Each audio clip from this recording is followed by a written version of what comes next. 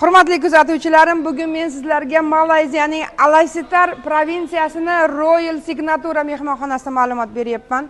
Juda ko'p ma'lumotlarimda chiya ichsam bo'ladimi, zig'ir ichsam bo'ladimi, qanaqa ichaman, homilador ichsam bo'ladi degan savollar o'rtoqlar bo'ladi, hammasi bo'ladi. Bular hammasi ovqat, o'simlik oqsillari xolos. Shuning uchun qarang, hozir hammamizga o'sha trend bo'lgan ozish muammosi bo'ladigan bo'lsa, birinchi navbatda siz ruhiyatingiz, psixologiyangizni to'g'rilab, tayyor ozishga tayyor bo'lishingiz shart.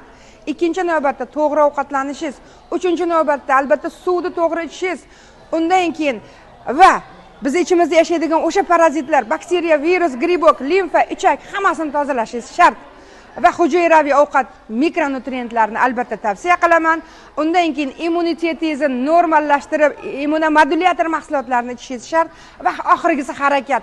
Mana shu 7 ta bosqichda siz qadamma-qadam bosar ekansiz, mana shuni joy-joyiga qo'yar ekansiz, ana o'shanda haqiqiy natija olasiz. Bilasizmi? Siz ozish orqasidan 50 dan ortiq kasalliklar, o'sha yurak qon tomir kasalliklari, limfa tiqilmalari, pochka kasalliklari, osteoxondroz, osteoporoz, grija juda ko'p muammolardan qutulasiz va ozganda ham chiroyli, tarang bo'lib ozasiz.